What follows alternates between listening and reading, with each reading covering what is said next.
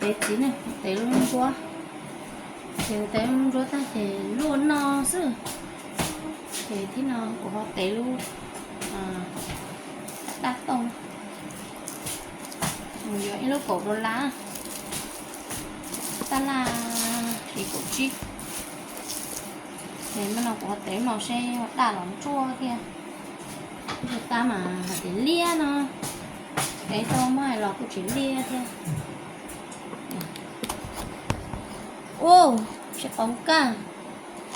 Nó trông chó này cũng chỉ cũng nên sẽ tông vô. Mấy cái sốt của nó chưa đỏ thôi. Nó đơ nó mà đơ thì tiền này. Đơ của ta chỉ là bọc cơ. Nó ta lo sao cho. Wow, cái này có cỏ này. Qua đây. Tỏ cái trong nhà chỉ xa ra.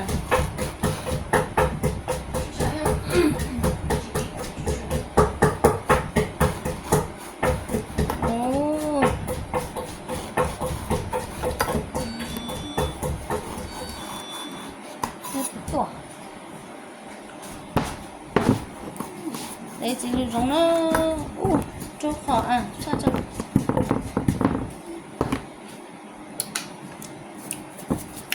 ô thì tiền yêu nhỉ.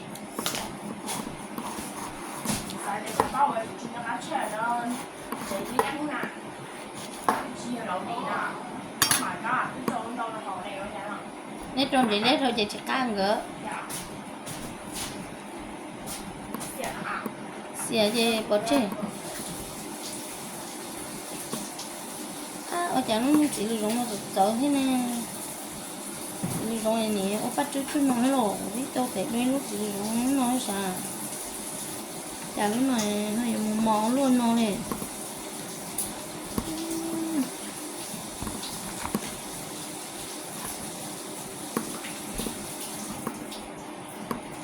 chả lúc chỉ là giống này không nó bỏ chút nó đi theo nó to nó quá mà giờ là mất cỡ nè nó đủ à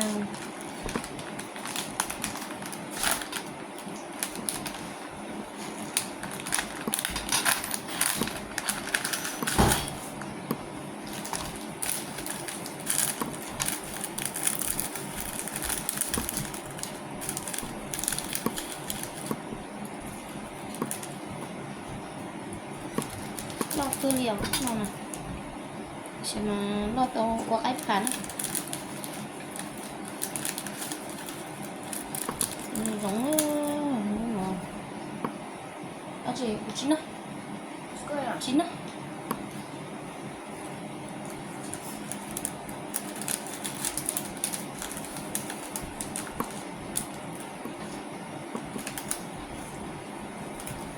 đây à nó còn đây thôi luôn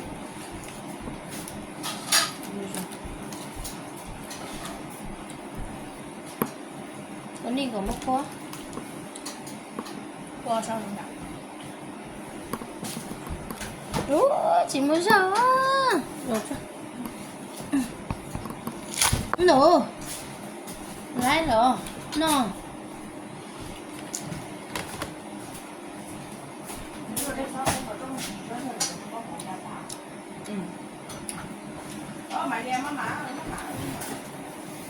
cái em à no The baby ran out of food. You give him food. I can't touch the lights. giờ bất cứ nó mà nữa hả No, baby, yeah.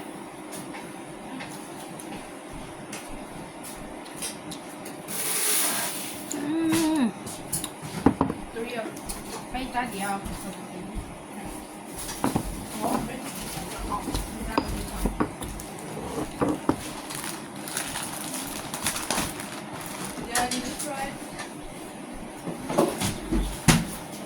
nó chỉ giống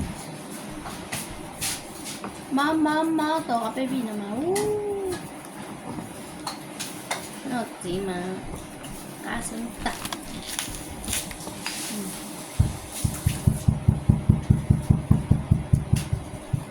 nó này cái nó nhìn lo lắm còn ở trong hồ sơ chia chia đi nữa nè đây này trâu luôn rồi sao nữa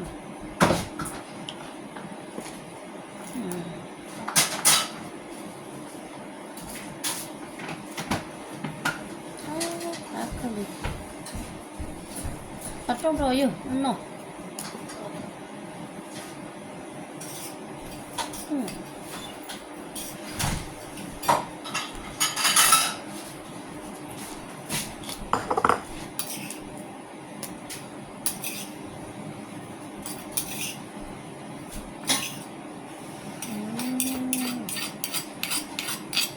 đâu để lấy để cái lá một tớ cá thôi nè không còn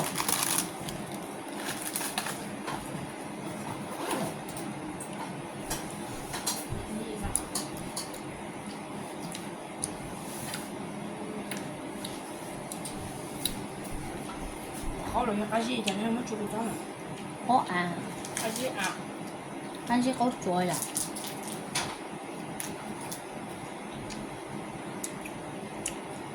con chó trùng chuyển dạ Then this is the best.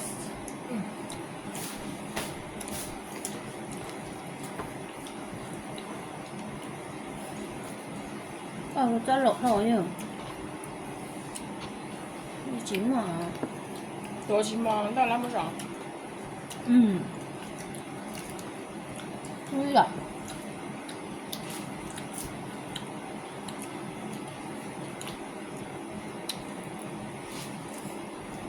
cô cho nhau này cô cho nó trình diễn cơ那么大点的话，